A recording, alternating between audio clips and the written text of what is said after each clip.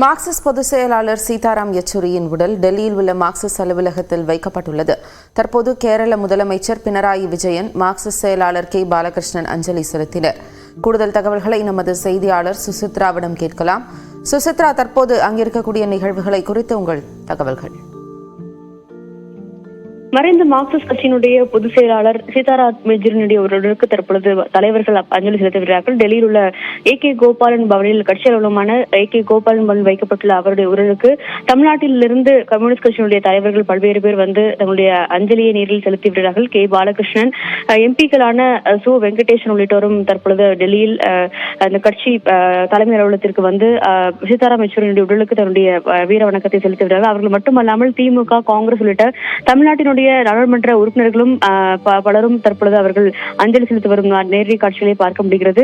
Kanimozhi, TR Balu உள்ளிட்ட திமுக எம்பிக்களும், மாணிக்கம் தாக்கூர் உள்ளிட்ட காங்கிரஸ் எம்பிக்களும் அவருடைய உடலுக்கு நேரடியாகவே இன்னும் சற்று நேரத்தில் வந்து அஞ்சலி செலுத்த உள்ளார்கள். நேற்று மாலை JNUவினுடைய மாணவர்கள் அமைப்பினுடைய அலுவலகத்தில் அவருடைய உடல் என்பது அஞ்சலிக்காக வைக்கப்பட்டதில்லை. அதன் பின்னர் அவருடைய இல்லத்திற்கு எடுத்து செல்லப்பட்டு தற்பொழுது மீண்டும் கட்சி அலுவலகத்திற்கு அவருடைய உடலானது கொண்டு வரப்பட்டுள்ளது. இன்று மாலை வரை அவருடைய உடலுக்கு அங்கே பல்வேறு அரசியல் கட்சியினுடைய தலைவர்கள் உள்ளிட்டோர் அஞ்சலி செலுத்த உள்ளதாகவும், அதன் பிறகு இன்று இரவு 7 மணிக்கு பிறகு அவருடைய உடல் என்பது எய்ம்ஸ் மருத்துவமனைக்கு மருத்துவமனையிடம் அதிகாரப்பூர்வமாக குடும்பத்தினர் சார்பாக ஒப்படைக்கப்படும் என்ற ஒரு தகவலையும் முதற்கட்டமாக மார்க்சிஸ்ட் கம்யூனிஸ்ட் கட்சியானது தெரிவித்துள்ளது. ஏற்கனவே நேற்று அவருடைய இல்லத்திற்கு நேரடியாகவே சென்று அவருடைய குடும்பத்தினரை சந்தித்தும் கேரள முதல்வர் பினராயி விஜயன் நேரடியாக தன்னுடைய இரங்கலை தெரிவித்த நிலையில் தற்பொழுது கட்சி அலுவலகத்திலும் அவர் மீண்டும் வந்து அவருக்கான ஒரு அஞ்சலியை சீதாராம் யெச்சூரிக்கு செலுத்தியுள்ளது குறிப்பிடத்தக்கது. ஜெனிஃபர், விரிவான தகவல்களை வழங்கியிருக்கிறீர்கள் சுசித்ரா. தொடர்ந்து அடுத்து இந்த இறுதி நிகழ்வுகள் என்பது எப்பொழுது நடைபெற இருக்கிறது?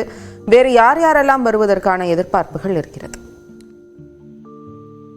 பல்வேறு நாடாளுமன்ற உறுப்பினர்கள், குறிப்பாக கம்யூனிஸ்ட் கட்சி மட்டுமல்லாமல் பாஜக, திரிணாமுல் காங்கிரஸ், திமுக, காங்கிரஸ் என பல்வேறு நாடாளுமன்ற உறுப்பினர்களும் அவருடைய அந்த உடலுக்கு இறுதி அஞ்சலியை செலுத்த உள்ளார்கள். ஏற்கனவே JP நட்டா, பாஜக தலைவர் JP நட்டா அவருடைய உடலுக்கு அவருடைய இல்லத்திற்கு சென்று நேரடியாகவே அஞ்சலியை செலுத்தினார். அதே போல இன்று நாள் முழுவதுமே பல்வேறு சுமார் 30க்கும் மேற்பட்ட நாடாளுமன்ற உறுப்பினர்கள் அவரை நேரடியாக அவருடைய உடலுக்கு அஞ்சலி செலுத்த உள்ளார்கள். அதன் பிறகு மாலை 4 மணிக்கு கட்சியினுடைய மார்க்சிஸ்ட் கம்யூனிஸ்ட் கட்சியினுடைய அனைத்து நிர்வாகிகளும் அவருடைய உடலுக்கு அதிகாரப்பூர்வமான ஒரு வீர வணக்கத்தை இந்த ஏகே கோபாலன் பவனிலேயே செலுத்திவிட்டு அதன் பிறகு அவருடைய உடல் என்பது மீண்டும் எய்ம்ஸ் மருத்துவமனைக்கு எடுத்துச் செல்லப்படும் என்ற ஒரு தகவலானது கட்சியின் சார்பாக கூறப்பட்டுள்ளது. சுமார் 6 மணி முதல் 7 மணி அதற்கு பிறகு அனைவருமே அந்த அஞ்சலி செலுத்தி முடித்த பிறகு அவருடைய உடல் என்பது ஊர்வலமாக ஏகே கோபாலன் பவன் அமைந்திருக்கும் அந்த கோல் மார்க்கெட் பகுதியில் இருந்து எய்ம்ஸ் மருத்துவமனைக்கு ஊர்வலமாக வண்டியில் எடுத்து செல்லப்படும் என்ற ஒரு தகவலையும் மார்க்சிஸ்ட் கம்யூனிஸ்ட் கட்சியானது